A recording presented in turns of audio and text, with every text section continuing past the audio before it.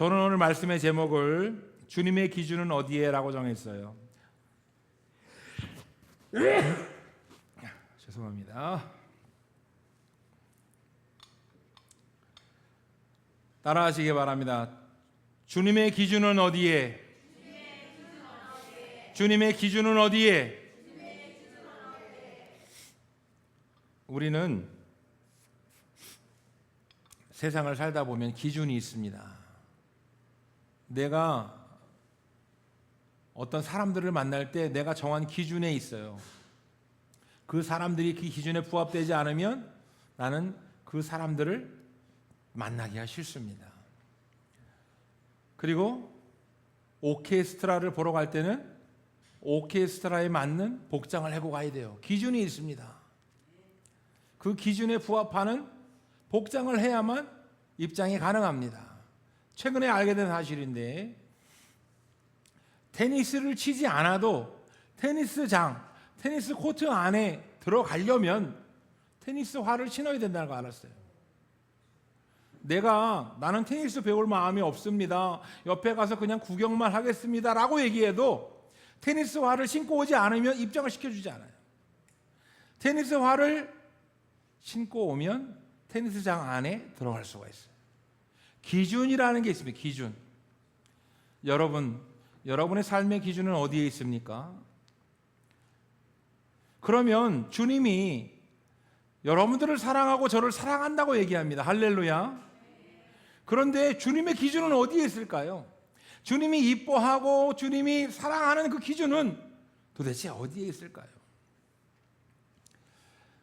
제 친구 목사님이 이제 다음 주에 오는 친구 목사님은 안양에서 400명 이렇게 목회를 하는 목사님이고, 또 여기 다른 친구 목사님은 성도가 없어요.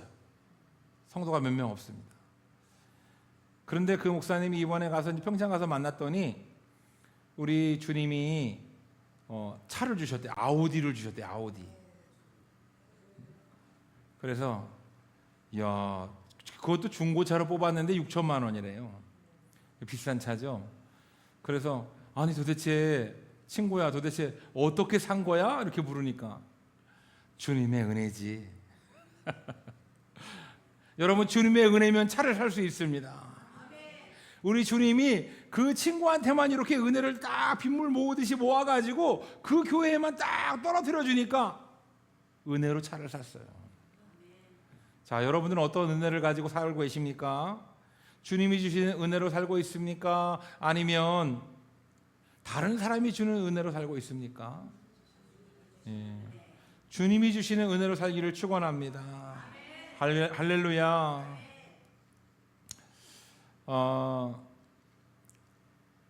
벌써 제 동생이 천국에 간 지 5년이 지났습니다. 우리 정승우 집사가 살아생전에 뭐 형한테 엄청 잘한 동생이 아니에요. 어려서부터 심술보가 이 볼딱지 안에 들어가지고 골보였어요. 골보.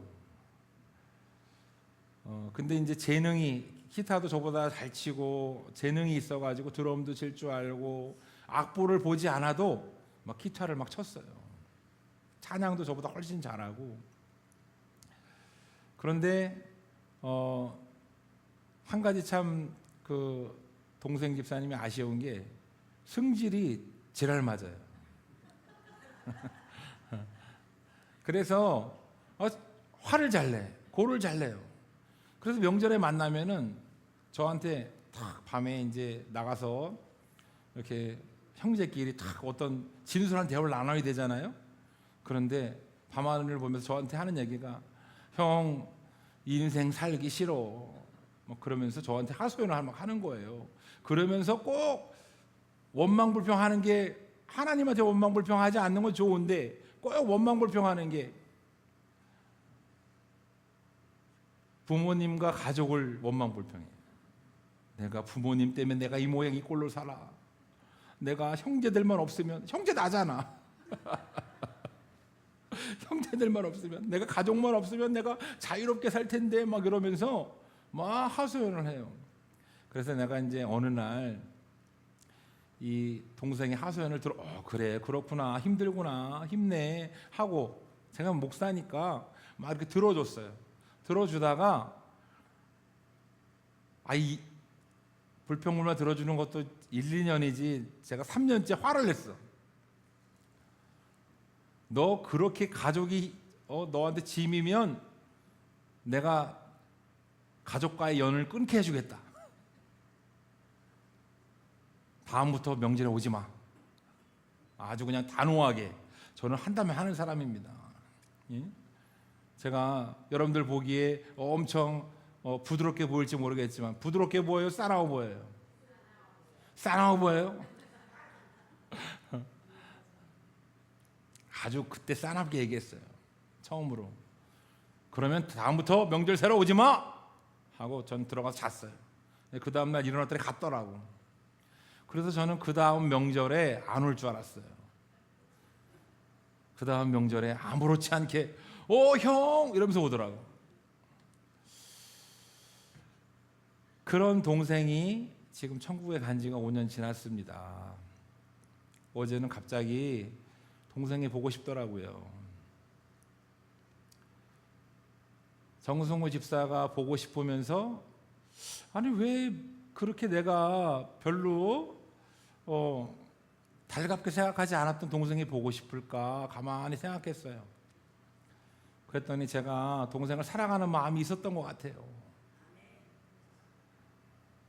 근데 제가 가만히 생각해 보니까 제가 우리 성도 여러분들한테 사랑합니다 라는 말을 잘하죠. 그죠? 주님의 이름을 사랑합니다. 목숨 다해 사랑합니다. 저는 여러분들 사랑해요. 주님이 저를 사랑하듯 저도 여러분들을 사랑합니다. 그런데 가만히 생각해 보니까 나는 동생한테 사랑한다는 말을 별로 해본 적이 없는 것 같아요. 하긴 했던 것 같은데 기억이 잘 안 나요. 그러면서 제 마음에 어떤 생각이 들었냐면 사랑한다고 말하고 싶어도 사랑한다고 말할 수 없는 순간이 오는구나. 사랑하는 성도 여러분, 사랑한다는 말을 많이 하시기 바랍니다. 아버지한테, 어머니한테, 자녀한테, 형제한테 여러분 사랑한다는 말을 많이 하세요. 성도님들한테 사랑한다고 이 시간 옆에 예수 그리스도의 이름으로 사랑합니다. 다시 한번 고백하겠습니다. 예수 그리스도의 이름으로 사랑합니다. 네.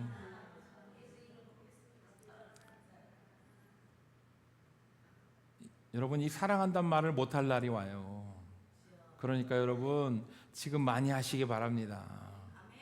주님이 지금 우리에게 시간을 주셨고 기회를 주셨고 주님이 우리에게 사랑한다라고 말하라고 말씀하고 계십니다. 할렐루야.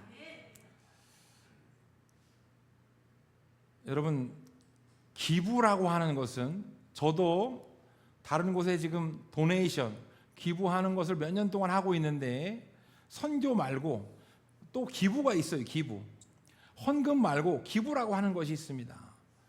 제가 이렇게 몇 군데 하는 기부처가 있는데 그런데 이게 몇 년 되다 보니까 제 마음에 그냥 약간 습관적으로 기부를 하는 거예요. 매달 습관적으로 기부를 하는 거예요. 2012년도에 개척하고서는 기부를 하고 싶어도 기부를 하지 못했어요. 그런데 기부를 할 수 있는 형편의 기부를 하는 것이 아니라는 걸 깨닫고 10,000원씩 기부하기 시작한 것이 20,000원, 30,000원 되고 어쨌든 그 작은 것이라도 몇 년 동안 지금 한 지가 꽤 됐습니다. 근데 기부라고 하는 것은 여러분 내가 당신을 바라보고 있습니다 라는 뜻이 담겨져 있다는 거예요. 기부라고 하는 것은 돈을 그냥 주는 것이 아니고 가서 그냥 뭐 도와주는 것이 아니고 내가 당신을 바라보고 있습니다 라는 뜻이 들어있어요. 여러분 헌금도 마찬가지입니다. 선교도 마찬가지예요. 우리 교회에서도 지금 세 군데 선교를 하고 있는데 그 선교처에 선교를 한다는 것은 무엇냐면 내가 그 선교사님들을 위해서 기도하고 있습니다 라는 뜻이 들어있는 거예요. 여러분들이 하나님 앞에 감사 헌금하고 매주 나와가지고 헌금하는 거, 그 헌금이 뭐냐면 저는 주님을 바라보고 있습니다, 주님께 감사합니다 라는 표현이에요. 할렐루야. 여러분, 헌금이라고 하는 것은 액수로 하는 것이 아니라 하나님 앞에 감사를 표현하는 것이고, 여러분들의 마음을 표현하는 것이고, 믿음을 표현하는 것입니다. 물론 구체적으로 제가 목사로서 좀 들어가면 그 헌금으로 교회 운영도 하고 뭐 여러 가지 하는 겁니다. 그런데 주님이 직접 교회 운영하지 않아요. 주님은 직접 돈이 필요하지 않습니다. 그런데 여러분들의 그 중심과 마음을 주님은 받으십니다. 할렐루야. 여러분들 헌금하실 때에 중심을 드리시기 바랍니다. 예배도 마찬가지입니다. 예배를 드린다고 하는 것은 예배의 주인공 되신 예수 그리스도 그분에게 감사와 찬양과 영광을 돌리는 거예요. 여러분들이 나와서 일주일에 한 번 나와서 이 자리에 나와서 목사님 얼굴 보고 성도님 얼굴 보고 하하호호 웃고 가다가 가는 것이 다가 아니라 하나님 아버지 예수 그리스도 그분을 만나고 그분께 찬양과 영광을 돌리는 겁니다. 할렐루야. 그러니까 여러분들 마음과 중심을 드리는 거예요. 여러분들이 와서 뭐 이렇게 찬양, 나는 잘 몰라, 나는 뭐 예배 그냥 매주 이렇게 그냥 나오는 거지 뭐, 목사님 얼굴 보러 오는 거지 뭐, 여러분 절대 그렇게 생각하시면 안 되고, 우리의 구주 되시는, 구원자 되시는 그 예수님, 그 예수님께 내 마음 중심을 드리는 것이라는 것을 잊지 않으시기를 축원합니다. 할렐루야. 기준이 마음 중심에 있다는 걸 얘기하는 거예요. 예배의 기준은 예수 그리스도에게 내 중심이 있어야 된다는 걸 얘기하는 겁니다. 헌금도 마찬가지고 예배도 마찬가지예요. 그렇다면 우리가 이제 삶을 살아갈 때 우리가 어떤 기준을 가지고 살아가야 하는데, 어떤 미국의 부자를 제가 인터뷰하는 걸 봤어요. 이 부자의 재산은 17조 정도 됩니다. 17조. 도대체 얼마나 많은 돈인지 잘 모르겠죠. 이 돈은 한 달에 10억씩 쓰면 1400년을 쓸 수 있는 돈이에요. 한 달에 10억씩 쓰면 1400년을 쓸 수 있는 돈인데, 돈이 뭐 어마무시하게 많으니까 이 사람은 뭐 돈을 헤아리지 않습니다. 그 사람에게 인터뷰를 하는 거예요.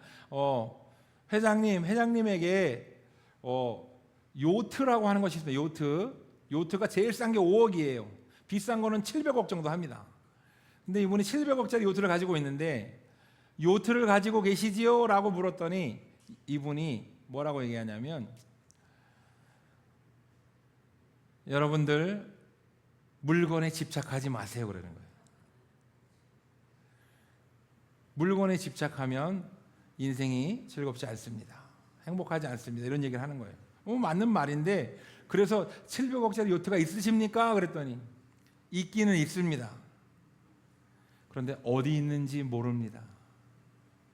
신경도 안 쓴다는 거예요. 700억짜리 요트가 어디 있는지 신경도 안 쓴다는 거예요.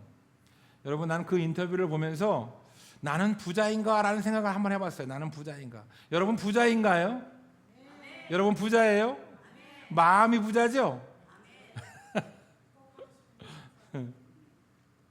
여러분 마음만 부자가 아니라 여러분들 다 부자입니다. 우리는 1960년대에 우리는 밥 삼시세끼를 먹는 것이 우리의 소원이었어요. 그때는 밥 한 끼 배부르게 먹는 것이 소원이었습니다. TV라고 하는 것은 흑백 TV라 할지라도 1980년대에 칼라 TV가 나왔는데, 그 전에 흑백 TV를 가지고 있는 1960년대 흑백 TV를 갖고 있는 사람이 동네에 한 명 있을까 말까였어요. 그래서 그 TV를 보러 무슨 기밀이 나오는 레슬링 시합이 있다. 그러면 온 동네 사람들이 TV 하나에 보려고 모여서 봤던 시절이 있습니다. 근데 지금은 그냥 LED TV, QLED TV, 좋은 TV가 엄청 많은데, 좋은 TV만 갖고 있는 게 아니라 집집마다 TV 없는 사람이 없고, TV 없는 분 손 들어보세요. 없죠. TV가 있으면 부자였습니다. 삼시세끼 먹으면 부자였어요. 배불리 먹으면 부자였어요. 고기 1년에 2번 명절 때 먹었습니다. 고기 먹고 싶을 때 지금 먹을 수 있잖아요. 그죠? 예, 삼시세끼 배부르게 먹잖아요. 예, 아파서 못 드시는 분 빼고 우리는 다 부자가 됐습니다. 할렐루야. 여러분, 부자의 기준을 어디에 놓느냐에 따라서 부자가 틀린 거예요. 부자라고 하는 것은 저 어릴 때만 해도 1억 주택복권 당첨금이 1억이었는데 1억에 당첨되면 부자였어요. 어마어마한 부자였습니다. 지금은 10억을 가지고 있는 사람도 서민이라 그래요. 서민, 부자가 아닙니다. 예? 부자들은 100억 정도 갖고 있어야 부자라 그래요. 한 50억 정도 갖고 있어야 부자라 그래요. 10억은 10억 이상 최소한 갖고 있어야 부자라고 얘기를 합니다. 자, 10억 이상 있으신 분. 예. 그러나 여러분들은 부자입니다. 할렐루야. 주님이 여러분들을 부자로 만드셨고 한국을 부자로 만들어 주었고 여러분들을 풍요롭게 축복하여 주셨습니다. 저도 저는 그 면도기를 전기 면도기하고 그 다이소 일회용 면도기를 쓰는데 저희 집에 2,000원짜리 다이소 일회용 면도기가 몇 개 있는지 저도 기억이 안 납니다. 굉장히 많아요. 아주 풍요로운 삶을 살고 있어요. 여러분, 내 삶의 기준을 어디에 놓느냐에 따라서 1억을 가지고 있어도 풍요롭게 생각되지 않는 삶이 있고 내가 1,000만 원만 있어도 내 삶이 풍요로운 삶이 있습니다. 오늘 본문 말씀에서 십자가의 도라고 하는 것은 십자가의 길을 가는 길, 믿음의 길, 예수 그리스도를 믿는 길, 할렐루야. 십자가의 도가 멸망하는 자들에게는 예수님을 믿지 않는 자들은 반드시 죽어서 지옥을 가게 돼 있어요. 그 멸망하는 자들에게는 미련한 것처럼 보인다라고 말씀하고 있습니다. 여러분, 믿음의 사람에게는 지금 주일 오전 11시에 여기 예배당 나와서 하나님 앞에 찬양하고 예배드리는 것이 가장 즐겁고 가장 존귀하고 가장 하고 싶은 일이지만 멸망당하는 저들에게는 이해가 되지 않는 일입니다. 야, 1년 360일 꼭 교회에 가야 되냐? 매주 52주 교회 가야 되냐? 야, 이번 주에는 좀 빠지면 안 되냐? 우리 같이 밥 좀 먹으면 안 되냐? 우리 같이 등산 가면 안 되냐? 이해가 되지 않는 일이에요. 기준이 틀리다는 얘기를 하는 겁니다. 기준.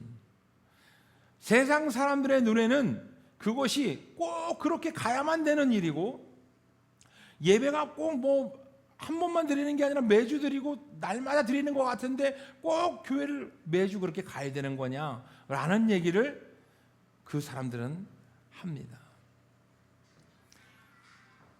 그래서 믿음이 없으면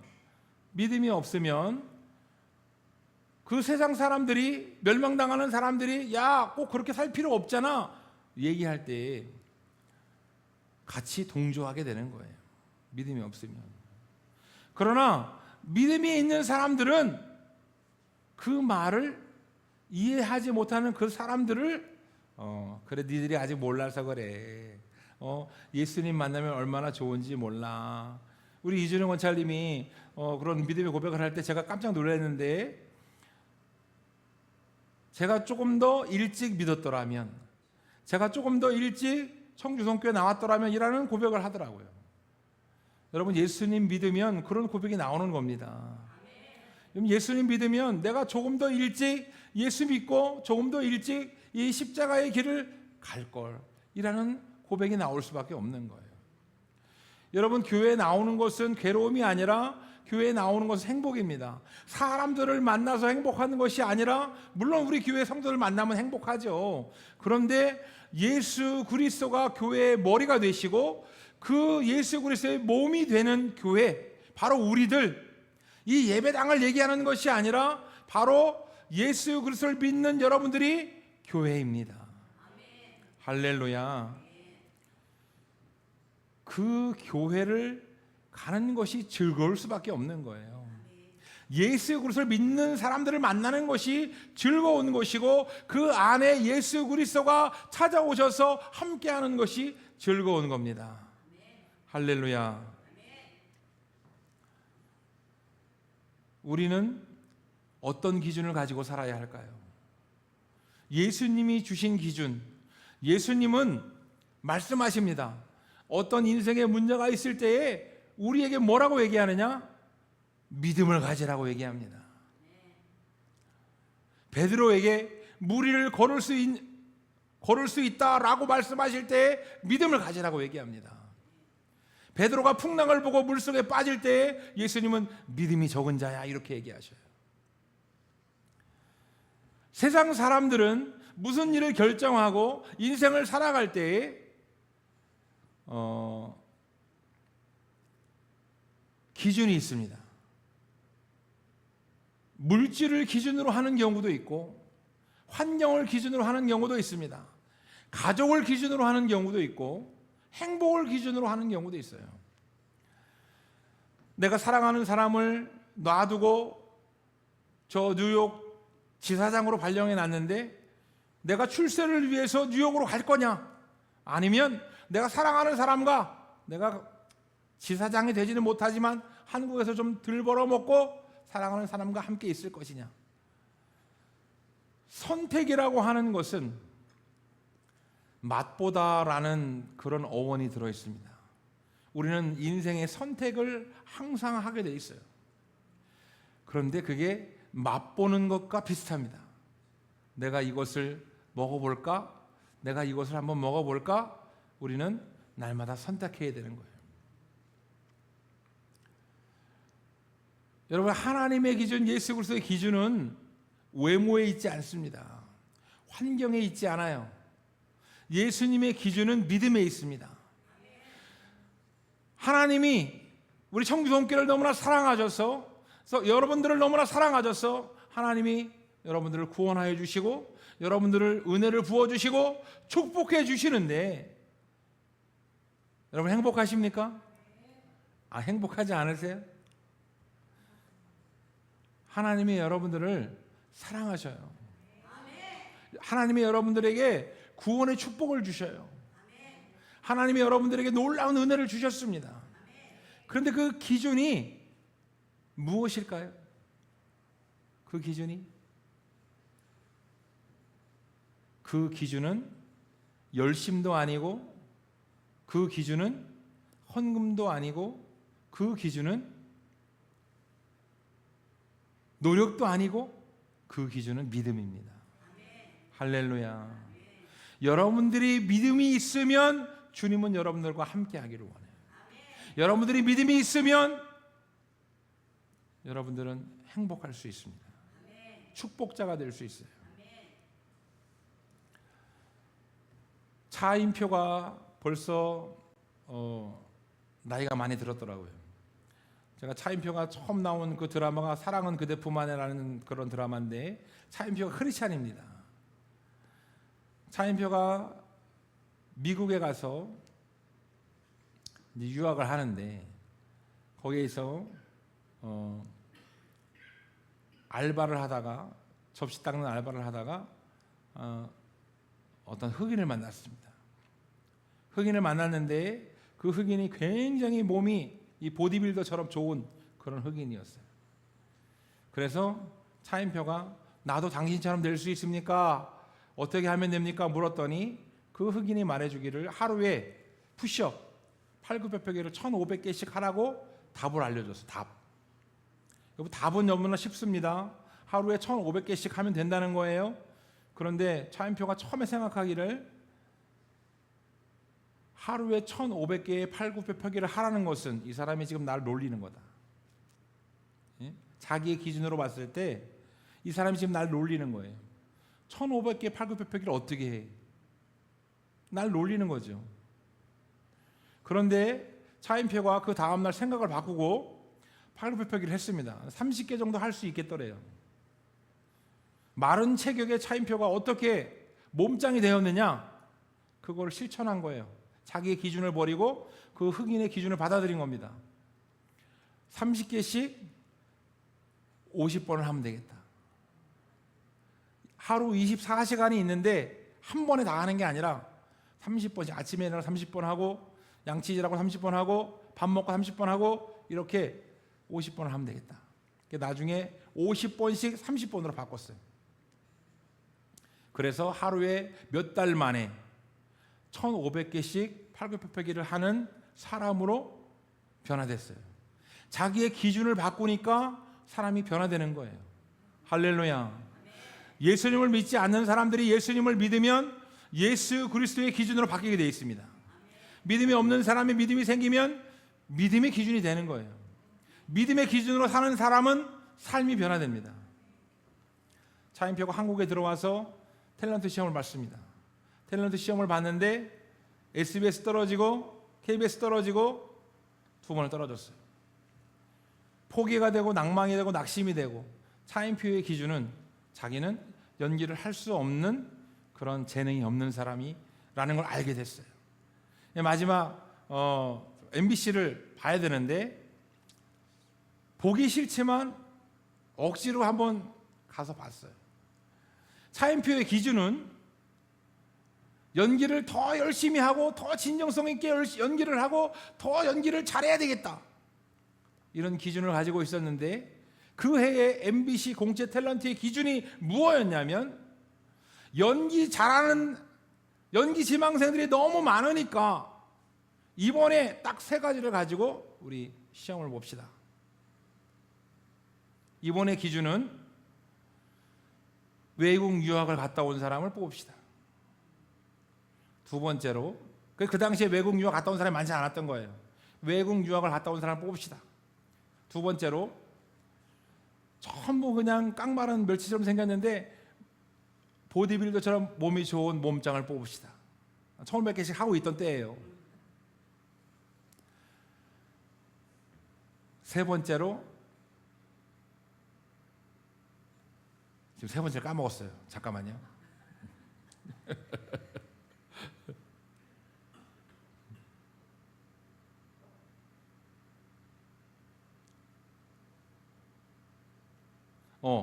이제 3번째로, 차인표가 잘 다니는 해운회사를 그만두고 탤런트 시험을 봤어요. 그래서 안정적인 직업을 가지고 있었는데 탤런트 시험을 봤거든요. 근데 3번째 기준이 뭐냐면 다른 직업을 가져본 사람을 뽑읍시다.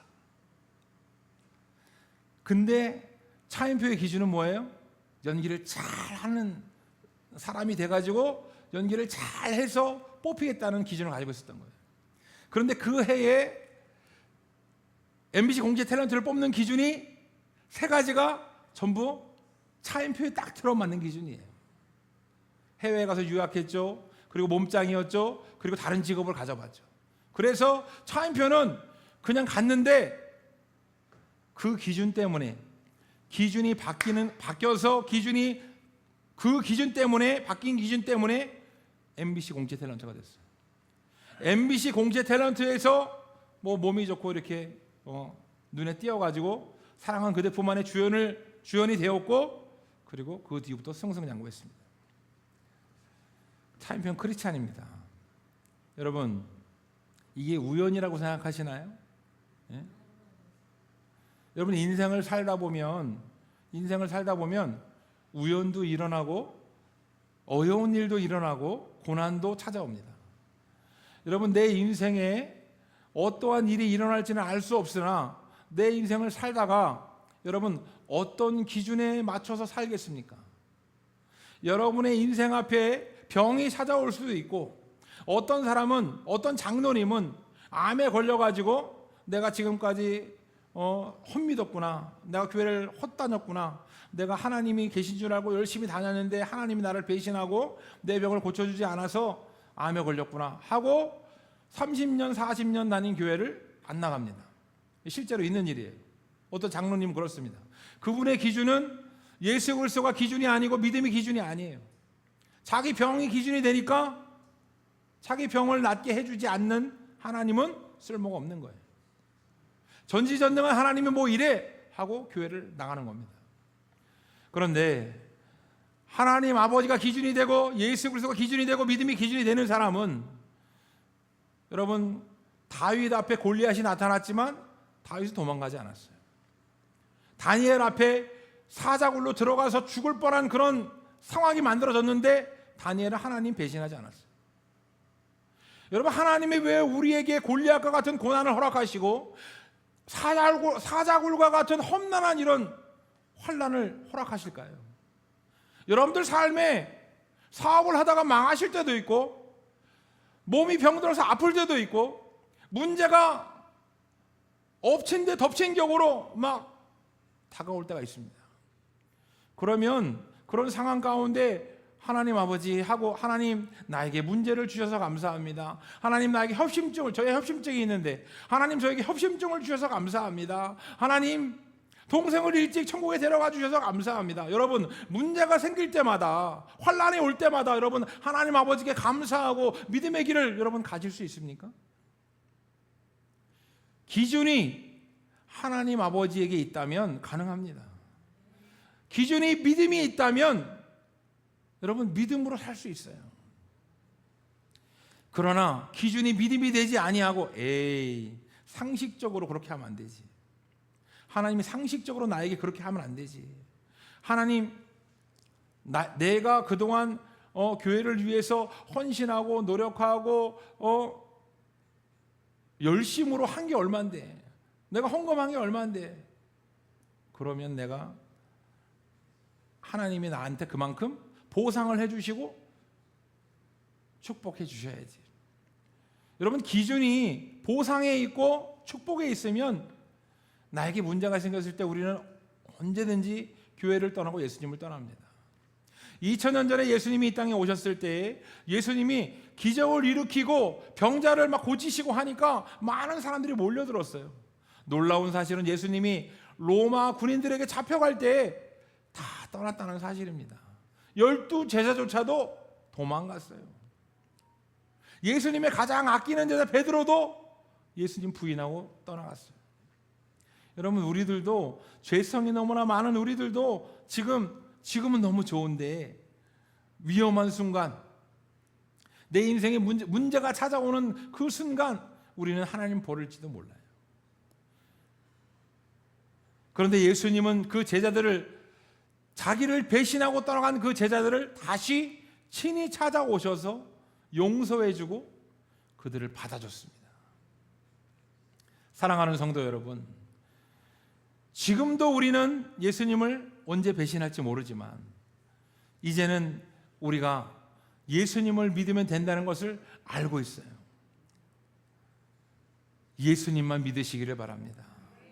인생의 기준이 예수님이 되기를 축원합니다. 여러분, 어떤 상황과 어떤 환경 가운데라도 예수님 붙들고 예수님을 기준으로 삼으면 예수님이 인도하시고 예수님이 역사하신다는 거예요. 차인표만 예수님이 함께 하시는 것이 아닙니다. 차인표는 연기를 잘 못했어요. 예? 몸짱이었고 그냥 준수한 외모를 가진 사람이었습니다. 그런데 그를 하나님이 쓰시려고 하니까 그 해의 기준을 바꿔서 MBC 탤런트가 되게 하고 하나님이 역사하시면 되는 겁니다. 내 기준으로는 안 되지만 하나님의 기준으로는 되는 거예요. 믿음의 기준으로 되는 겁니다. 6년 전에 우리가 800만 원으로 이 예배당을 사는 것은 세상의 기준으로는 될 수 없는 겁니다. 5억 3천, 아니 800만 원을 어떻게 사? 당연히 안 되죠. 그런데 믿음이 있으면 하나님이 하실 것을 알고 기대하고 믿고 따라가면 하나님이 역사하시는 겁니다. 여러분들이 바로 그 증인들이에요. 하나님이 살아계시고 인도하셨다는 것을 체험한 증인들입니다. 지금도 마찬가지예요. 지금도 2000년 전에도 예수님이 이 땅에 오셔서 우리에게 믿음을 주셨고 지금도 예수님 함께 하십니다. 여러분들이 어떤 상황 가운데 있을지라도 예수님이 나와 함께 하자, 내가 너희와 함께 하겠다라고 말씀하고 계셔요.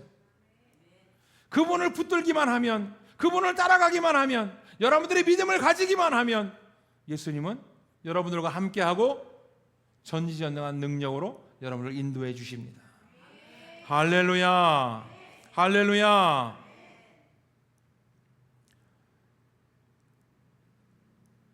매트릭스라고 하는 영화에 보면 거기에 가상의 공간에 사람들이 묶여 있습니다.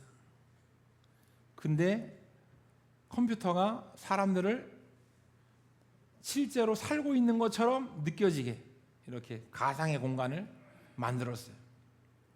그런데 주인공에게 이렇게 묻습니다. 네가 지금 먹고 마시고 움직이는 것이 네 근육이 이렇게 힘을 줘가지고 하는 것 같으냐, 아니면 뭐라고 생각하느냐. 여러분, 실제로 우리는 살고 있어요. 실제로 살고 있기 때문에 근육의 힘으로 우리는 이렇게 물컵도 들고 밥도 먹고 걷고 하는 겁니다. 그런데 그 매트릭스라고 하는 가상의 공간은 실제로 하는 게 아니에요. 사람의 생각을, 환상을 심어줘가지고 가상 공간을 만들어줘가지고 나는 가만히 누워있지만 컴퓨터에 연결된 사람이 생각으로만 하는 겁니다. 그러면 그 공간 안에서 나는 보고 듣고 움직인다고 생각하지만 실제로 근육의 힘이 작동하지 않아요. 여러분, 꿈속에서 보고 듣고 하는데 눈을 감고 있지만 본다고 생각하는 거예요. 그죠? 여러분, 꿈속에서 막 대화를 하는 것 같은데 실제로는 대화를 하고 있는 게 아니에요. 꿈일 뿐입니다. 매트릭스의 주인공이 그 가상 공간 안에서 내가 근육의 힘으로 움직이는 게 아니라는 걸 깨달을 때 엄청난 역사가 일어났습니다. 기적이 일어났어요. 왜냐하면 근육의 힘으로 하는 게 아니거든요. 여러분, 영화 얘기를 하는 건데 제가 지금 영화 얘기를 하려고 하는 게 아닙니다. 우리의 삶도 마찬가지예요. 우리의 삶이 지금 근육이 있고 보고 듣고 우리는 삶을 살고 있어요. 그런데 전지전능한 그분이 천지를 만드시고 우리를 만드셨어요. 그분에게는 한계가 없습니다. 사람에게는 한계가 있고 사람에게는 고난이 있고 사람에게는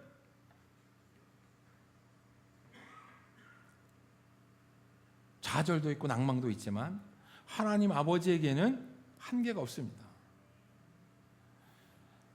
믿는 자에게는 능치 못함이 없다 그랬어요. 할 수 있거든이 무슨 말이냐? 여러분, 믿음이 있으면 병자가 낫고, 믿음이 있으면 죽은 나사로도 살리고, 믿음이 있으면 무리도 걷고, 믿음이 있으면은 이 산을 들어서 바다에 던질 수 있다고 얘기하고 있습니다. 사랑하는 성도 여러분, 믿음을 가지시기를 바랍니다. 믿음이 절대적인 기준이 되시기를 바랍니다. 예수님만 믿으면 문제가 아닌 거예요.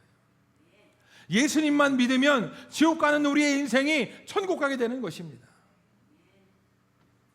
예수님이 2000년 전에 이 땅에 오신 이유는, 완벽한 신성과 완벽한 인성을 가지고 이 땅에 오신 이유는 오직 하나, 지옥 갈 수밖에 없는 인간들, 지옥 갈 수밖에 없는 여러분과 나를 위해서 이 땅에 오셨다는 거예요.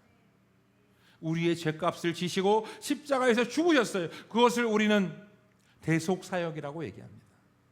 대신 죄값을 치르셨다. 우리는 다른 걸 믿는 게 아니라 그걸 믿는 겁니다.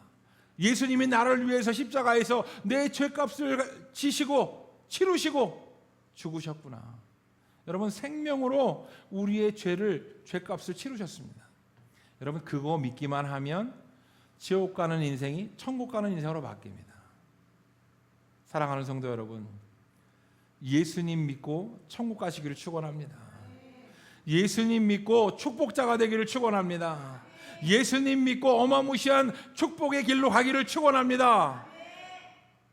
우리 청송교회 성도들이 예수님으로 인하여서 행복하고 예수님이 기준이 되고 예수님의 인도함을 받는 성도들이 되기를 축원합니다. 축원합니다. 우리 이 시간 결단의 기도할 때, 하나님, 나는 이제껏 예수님이 기준이 되지 못하고 믿음이 기준이 되지 못해서 상식과 논리와 세상을 기준으로 살았습니다. 이 죄인을 용서하여 주시고 이제는 예수님을 기준으로, 믿음을 기준으로 살 수 있도록 주님 믿음을 더해 달라고 다 같이 주여 삼창하신 후에 통성으로 기도하겠습니다. 다 같이 기도합니다. 주여